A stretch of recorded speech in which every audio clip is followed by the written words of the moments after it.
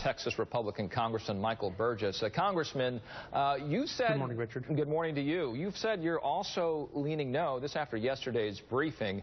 What's it going to take for you to get a yes? Well, look, I felt obligated to go back to Washington yesterday and see the information that was made available to the average member of Congress. I'm not on a special committee, not on intelligence or armed services, and I did do that. I will tell you, it doesn't make... It's not a clear case that they're making. We're going to do, it's been called a pinprick or a shot across the bow. And then you look at the language on the authorization, and it's pretty broad, like it's almost unending. So which is it, Mr. President? And I don't think the President has made the case to the American people, and that is one of the things that is required. For all his faults, his predecessor, George Bush, did come to the American people on a number of occasions and explained the rationale and explained the conditions. Remember also that before the activity in Iraq started, popular polls supported the president's action. Polls right now, I don't know that I've seen any, but I don't think they would be supportive of us going into Syria. The president, as commander-in-chief, needs to act directly and sometimes alone on such issues. Correct.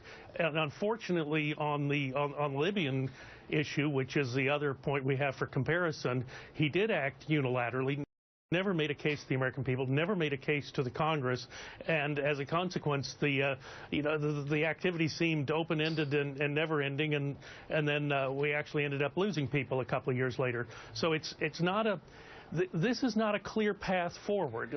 Here you have a brutal dictator with astonishing cruelty who used the worst kind of weapons against his own people. So it's not that he attacked another country. It's not that he attacked an ally. He did this to his own folks. I don't understand why they don't rise up as one and eliminate him from his position in leadership. It seems like that would be the logical thing to happen. Sending a couple of cruise missiles or Tomahawks over there, I don't think it's going to accomplish that. Congressman, are you worried, though, if you vote no and the resolution is not passed, the President of the United States, the office of the presidency, therefore becomes weakened, the credibility internationally wanes? Is that something that you're concerned about?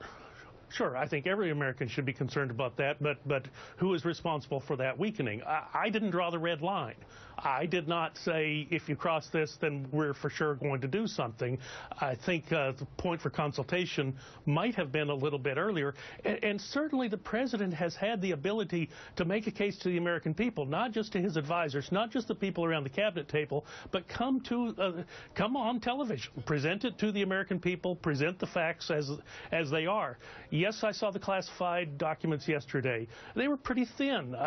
The case that can be made that actually Assad was the one who pulled the trigger, but you know, is suspect. You know, the President has already come on television to reach out to the American people. So has the Secretary of State. He did that yesterday across 5, 6, 7 different shows on a Sunday.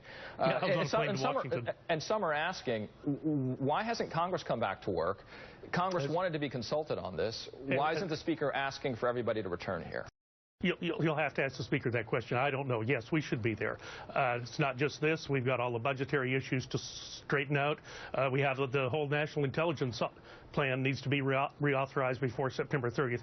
We've got an enormous amount of work to do in a very short period of time, but you'll have to ask the Speaker that question. I don't understand. Okay, at the end of the day, where will Congress stand on this? Will he get enough votes to support the resolution? Well, in that regard, the President perhaps does benefit from the fact that we're not there, and he can work on individual members individually.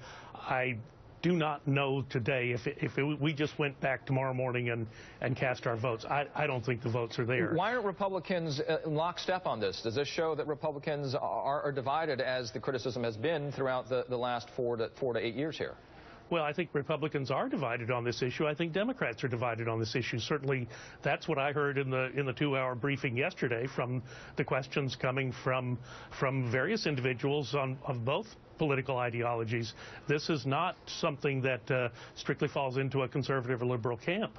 Texas Congressman Michael Burgess, thank you so much on this Labor Day for joining us. Thank you, Richard. All right, you have a good one.